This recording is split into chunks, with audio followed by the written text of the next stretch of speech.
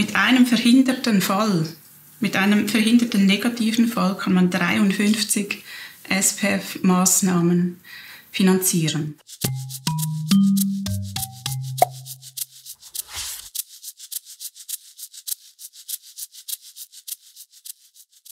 Sozialpädagogische Familienbegleitung. Was so nüchtern, ja fast technisch klingt, hat einen großen Einfluss auf Familien, die auf Unterstützung bei der Erziehung ihrer Kinder angewiesen sind. Und nicht nur das, auch die Gesellschaft hat einen enormen Nutzen von dieser Form der Hilfe.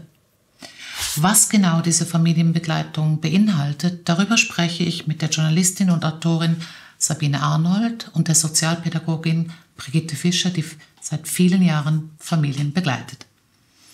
Sabine, ein interessantes Thema. Was hat dich aber doch so fasziniert, dass du 1,5 Jahre dich damit beschäftigt hast und jetzt ein Buch über sozialpädagogische Familienbegleitung geschrieben hast?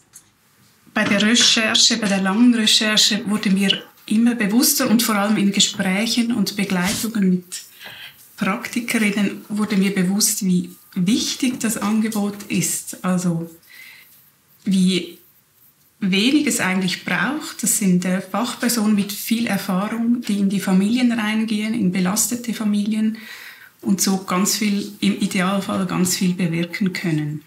Also das heißt, da sind wir bei Brigitte. Was heißt denn das eigentlich konkret? Was beinhaltet eine sozialpädagogische Familienbegleitung? Ja, wir begleiten Familien in ihrem Alltag. Die haben Probleme vielleicht mit den Kindern oder mit sich selber. Und wir unterstützen sie in dem Alltag, im Familienalltag. Da gibt es außerordentliche Sachen natürlich. Da gibt es Kinder, die können nicht zuhören, die spielen immer mit den Computer, gehen nicht zu Bett, stehen nicht auf am Morgen. Das heißt, wenn du sagst, ihr geht in Familien, die belastet sind, dann sind es aber immer Familien, ich glaube, das ist ein Grundsatz, Familien mit Kindern, oder? Ich kann es als Ehepaar bei euch quasi Hilfe beantragen. Nein, die Kinder sind im Fokus natürlich. Das ist uns sehr wichtig, dass wir das Wohl der Kinder, dass das im Zentrum ist, auch bei unserer Arbeit. Du hast ja ganz viele Familien auch besucht. Wie hat sich dir das präsentiert? Computerspielen, war das ein Problem oder was waren so die Probleme, auf die du getroffen bist, quasi als Außenstehende?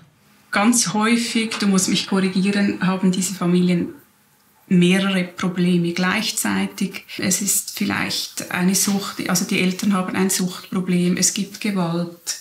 Es ist unklar, ob es Gewalt auch gegen die Kinder gab. Also es sind ganz viele, also es jetzt ein bisschen viel Computerspielen finde ich jetzt ein bisschen verharmlosend. Also es sind gravierende Probleme und eine Familienbegleitung wird installiert, so habe ich es erfahren, wenn wirklich das Wohl der Kinder gefährdet ist. Kannst du das unterstützen? Sind die Kinder, mit denen du zu tun hast, eigentlich immer gefährdet? Ja, eigentlich schon. Was mir noch gefehlt hat, ist so die Trennung. Es gibt viele Scheidungskinder und die Scheidungskinder, das ist ein großer Anteil, wo die Kinder wie verarbeiten müssen in irgendeiner Form. Und das kann vielleicht eine Form sein, dass man sich zurückzieht, nur mit dem Computer spielt, weil man einfach das alles nicht aushält. Und wenn du sagst Multiproblemfamilien, das klingt so ein bisschen, ich nehme an, du unterstützt es, aber es klingt so ein bisschen, das sind so randständige Familien, was man darunter versteht. Ist das so oder gibt es auch Familienbegleitung in sogenannten oberen Schichten? Es gibt es in allen Schichten, das kommt nicht darauf an, welche Schicht das ist. Das hat sicher einen Faktor. Materielle Situation kann einen Einfluss haben auf die Familie. Ich habe auch eine Familie zum Beispiel, die ist sehr gut situiert und das Kind, das schafft es wie nicht, die Wechsel zu machen zum Vater zum Beispiel und der reagiert mit Aggressionen und schlägt die Mutter. Und das sind so Auswirkungen. Was muss denn passieren? Du hast gesagt, die Kinder kommen beispielsweise verschlafen oder gar nicht in die Schule, immer zu spät in die Schule. Was muss eigentlich passieren oder wie werdet ihr überhaupt aktiv? Kann ich jetzt als Nachbarin sagen beispielsweise, diese Kinder fallen mir auf, die sind irgendwie verwahrlost oder so? Oder was muss Was ist der Auslöser? Das könntest du an die KESB sagen oder zu der KESB gehen. KESB ist was genau? Die Kinder- und Erwachsenenschutzbehörde. Okay. Und da kann man eine Gefährdungsmeldung machen, zum Beispiel als Nachbarin. Das geht. Wir haben Anfragen vor allem von der Schule, Schulsozialarbeiter, aber auch von Behörden, die bereits mit Familien arbeiten, die früher vielleicht schon Probleme hatten, oder vielleicht Sozialberatungen, wo Beratungen stattgefunden hat, aber gemerkt hat, es ist nicht möglich, dass es nachhaltig ist, es wirkt nicht. Also ist es vielleicht besser, wenn eine Familienbegleiterin in die Familie hineingeht und wie näher beim Problem ist oder sehen kann, was ihnen helfen könnte. Jetzt hast du gesagt, über Schulbehörden, über andere Behörden. Gibt es eigentlich auch, dass Familien selber sagen, ich brauche jetzt Hilfe und irgendwo hingehen? Hast du das erlebt? Ich glaube, dass ich bei einer Familie mal dabei war. Es kam leider dann nicht zu einem Artikel, die das selber beantragt haben. Aber es ist schon also wie Brigitte gesagt hat, wenn man noch als Eltern noch handeln kann, geht man vielleicht zuerst zur Beratung.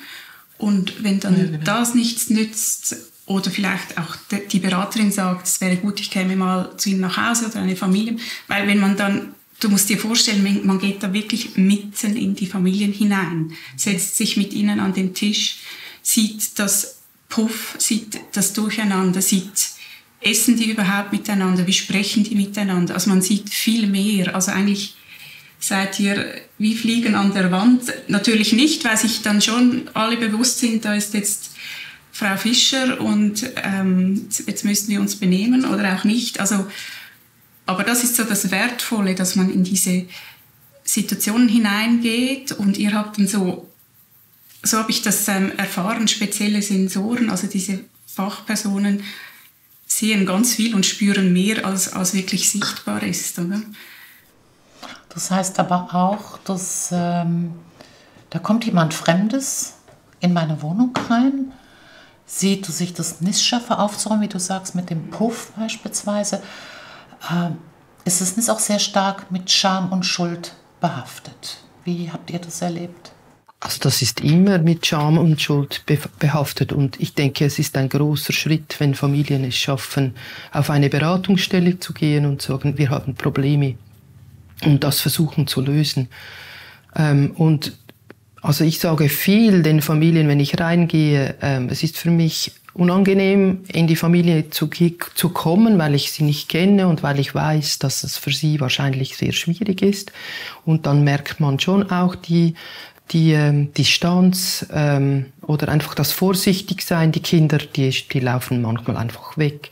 Und da braucht es, denke ich, schon Fingerspitzengefühl, wie viel frage ich, wie viel hat Platz, wie viel gebe ich den Kindern oder der Familie Raum, dass sie wie ihr eigenes leben können und halt das auch zulassen können, dass jemand zu ihnen nach Hause kommt. Also du bist eigentlich Expertin darin, Vertrauen herzustellen zu allen, oder? Eltern, Kinder. Hast du das erlebt, dass die Familien, die sich dir geöffnet haben, dann als Journalistin nochmal, oder? Das ist ja nochmal eine andere Stufe. War das ein Thema, Scham und Schuld in diesen Begegnungen? Also eine Mutter hat mal gesagt, das ist mir schon noch eingefahren, es fiel eher das Wort Stigma. Also in ihrer Gemeinde kennen alle ihre Geschichte. Da hat sie die Behörden gemeint, oder? Den Sozialdienst. Und wenn eines ihrer Kinder in die Schule kommt, dann ist es klar, das ist ein Problemkind, weil das kommt ja aus dieser Familie. Also so das Abgestempeltsein war jetzt... Das hat diese Mutter so geäußert. Ich denke, in einer größeren Gemeinde oder jetzt auch im Kanton Zürich gibt es diese regionalen Zentren, ist es ein bisschen anonymer. Aber ich meine, ich bin ja auch Mutter, wenn ich eingestehen muss, ich kann nicht mehr, ich habe so große Erziehungsprobleme, dass ich Hilfe von außen hole. Es ist schon ein Schuldgefühl Eingeständnis wahrscheinlich. Ja, und, große Scham. Ja, also große wirklich Scham, ja. große Und wie Scham. geht ihr damit um? Helft ihr den Familien auch dieses Thema zu bewältigen? Wird es thematisiert? Sprecht ihr darüber? Habe ich selten gesprochen darüber. Aber man spürt es einfach auch. Ja. Aber sprechen, ja. Aber das ist ein lässt großes wahrscheinlich auch Thema. ein bisschen nach, wenn sie merken, sie können dir vertrauen, du verurteilst sie nicht. Ja. Es ist dir egal, ob es aufgeräumt ist oder nicht. Und vor allem, ich glaube, was ich mal gehört habe, dir geht es ja auch um das Wohl der Kinder. Ja. Und das geht es den Eltern auch immer. Wie seht ihr eure Rolle in der Gesellschaft? Seid ihr eine Art Drehscheibe für Problemfamilien oder? Ich würde sagen, ich sehe mich als ein Hilfsangebot, das es gibt, Familien unterstützen zu können. Und dann, ja, als mögliche Variante. Und der Vorteil, was wir haben, ist, dass wir in die Familie hineingehen können und sehen, wie es funktioniert und ihnen die Ratschläge direkt geben. Und für die Gesellschaft ist das ein erster Schritt, ein Hilfsangebot zu machen. Also ja. Ich habe mal die Definition gehört von einem Familienbegleiter, dass FamilienbegleiterInnen Fachpersonen sind, die eine Zeit lang ihre Problemlösungskompetenzen mit denen der Familie zusammenlegen. Und das hat mir irgendwie total eingeleuchtet, weil der Punkt ist eigentlich, dass diese Familien in einer Krise ihre Probleme nicht mehr selber lösen können. Und Brigitte ist dann wirklich eine Begleiterin, die vielleicht sogar Probleme löst oder Sachen übernimmt, aber nur eine Zeit lang. Das Ziel ist ja immer, dass du dann wieder rausgehst, oder dass sie wieder am Schluss fähig sind, auf neue Probleme selber zu reagieren. Im Prinzip sollte das eigentlich jede Familie bekommen, von Anfang an, weil ich glaube, wir lernen ja nicht, wie mache ich Familie. Es gibt kein Schulfach beispielsweise in dieser Hinsicht. Jetzt sagt man natürlich, sofort kommen dann die roten Flaggen, alles zu teuer. Wie ist das überhaupt? Wie wird SPF finanziert? Ist es gratis? Kann ich das einfach beantragen?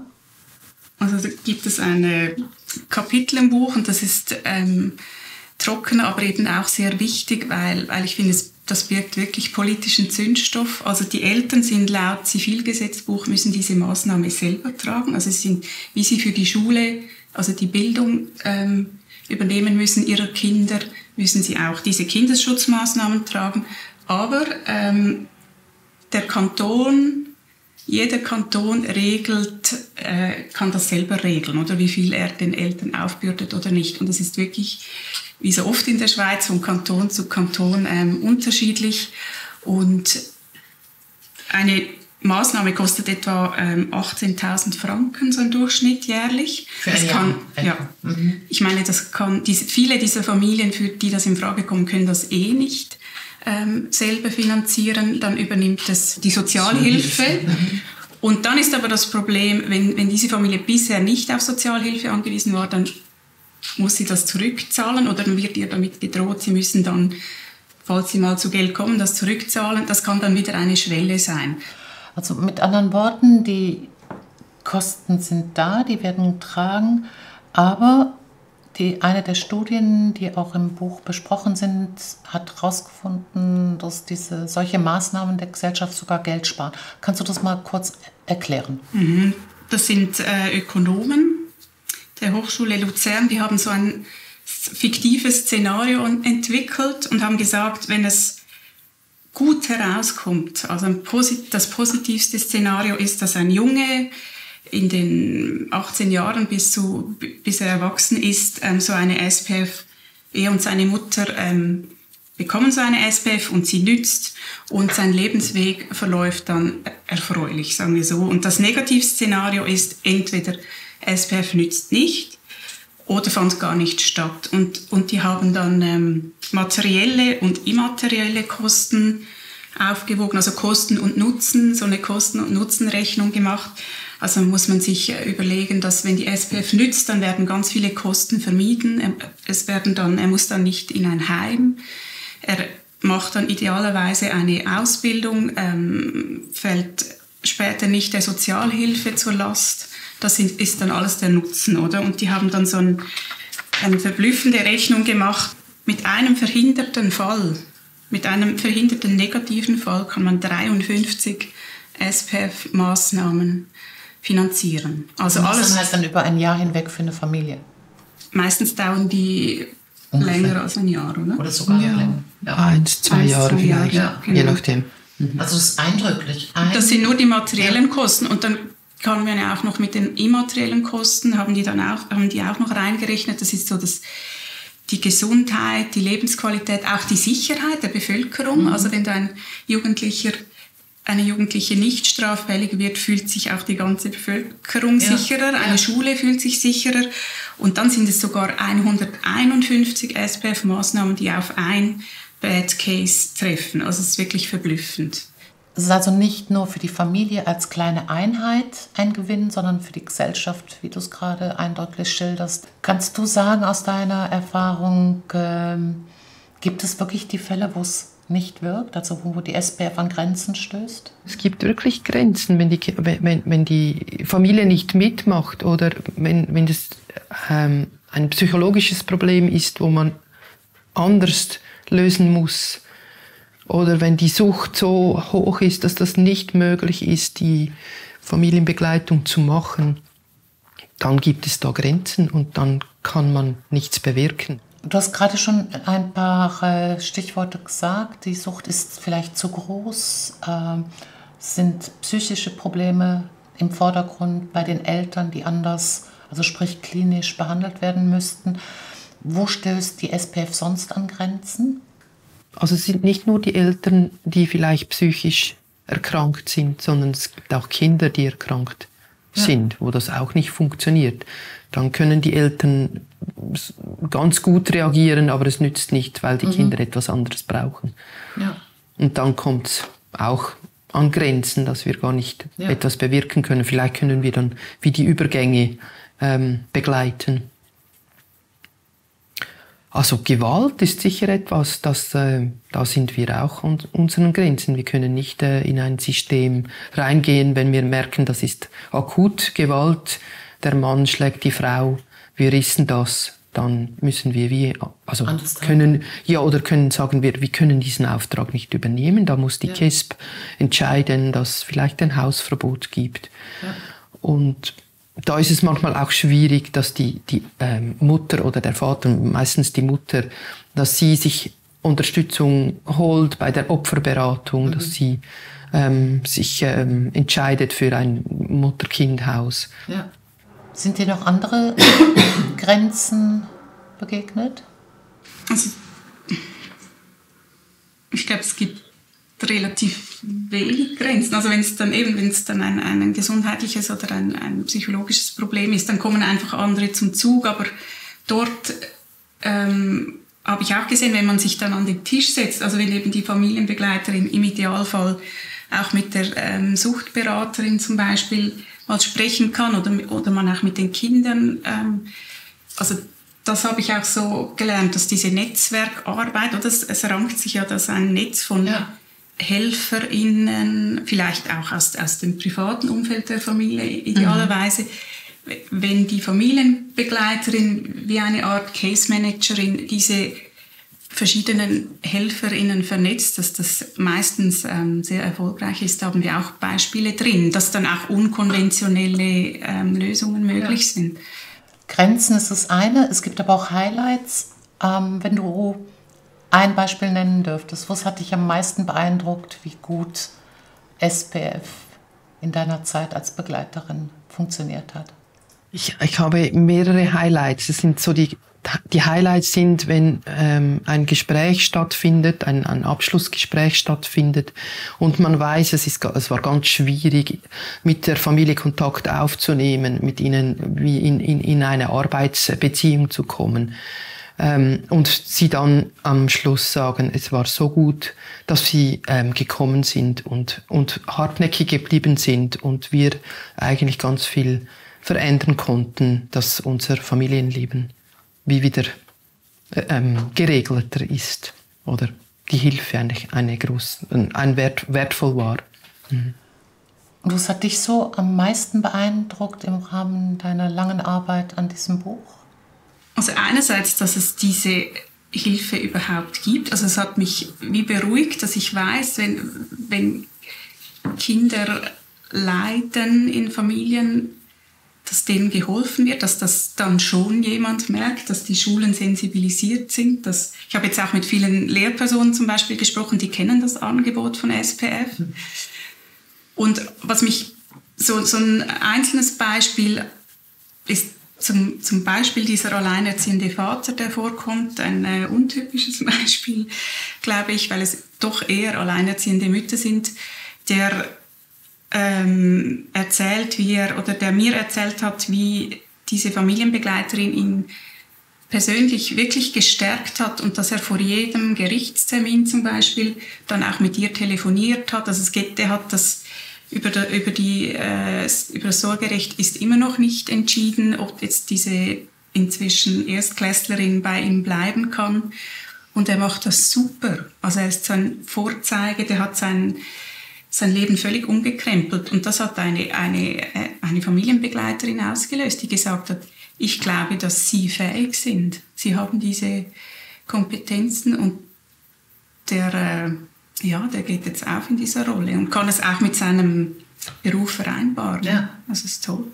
Also das heißt, das ist eigentlich ein Segen, dass es das gibt, diese SPF, sozialpädagogische Familienbegleitung.